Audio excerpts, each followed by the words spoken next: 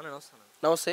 అన్న చూస్తున్నారుగా జగన్మోహన్ రెడ్డి గారు పులివెందులో ఓడిపోయాడు. అంటే ఇక రాబోయే రోజుల్లో కూడా రాష్ట్రంలో ఎక్కడ కూడా గెలవడు అని చెప్పే విధానాన్ని ఎలా చూస్తారు? ఎవరు చెప్పారండి మీకు పులివెందులో ఓడిపోయారని?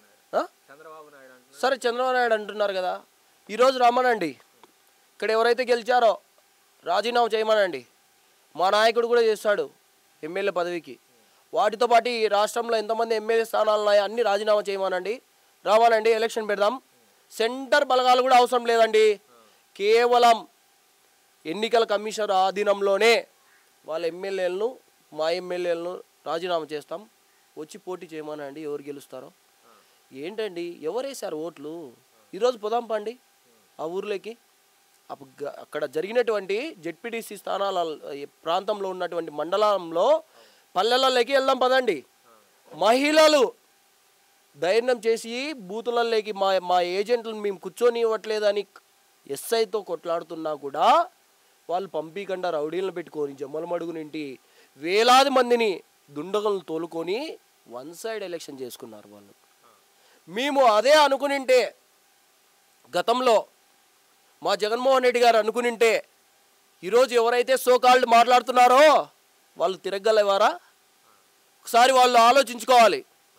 వాళ్ళే వాళ్ళ ఇంటర్వ్యూలలో జగన్మోహన్ రెడ్డి గారు మా గురించి ఆలోచన వచ్చినా కూడా మేము ప్రమాదంలో పడేవాళ్ళు అని చెప్పింది కూడా వాళ్ళే.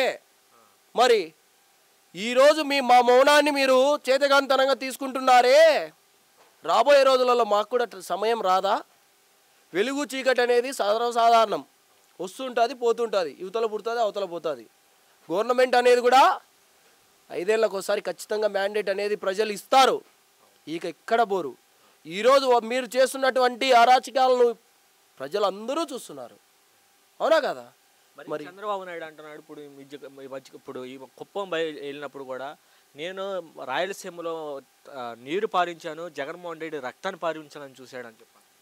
ఆ రోజు రాజశేఖర రెడ్డి గారు కెనాల్స్ అన్ని కంప్లీట్ చేసింటే వారికి ఆ చిత్తశుద్ధి లేకపోయినా కూడా ఇప్పుడు ఎవరైతే ఉన్నారో మా రాష్ట్ర అధికార ప్రతినిధి సతీష్ రెడ్డి గారు దీక్ష చేసి నిధులు మీ జుట్టు పట్టుకొని పెరిగి ఈడ్చి కొట్టింటే మీరు వదిలినారు. నిధులు వదిలింటేనే ఆ పనులు పూర్తయినాయి కాబట్టి మా సతీష్ రెడ్డి గారి పుణ్యమా అంటూ నీళ్ళు వదిలినారు.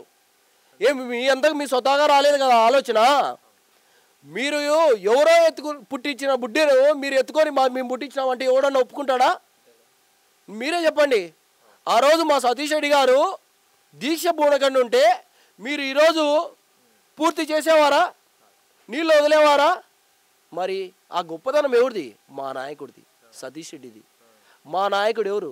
రాజశేఖర రెడ్డి గారు గతంలో కాలువలన్నీ పూర్తి చేసింటే, ఒక రూపకల్పన అనేది తెచ్చింటే మీరు దాన్ని అరకా పనులు నిధులకు డబ్బులు ఇచ్చి చేయించినారు, అవునా కదా? మరి అప్పుడు క్రెడిట్ ఎవరికి వస్తుంది? రాజశేఖర రెడ్డి గారికి వస్తుందా రాదా? మరి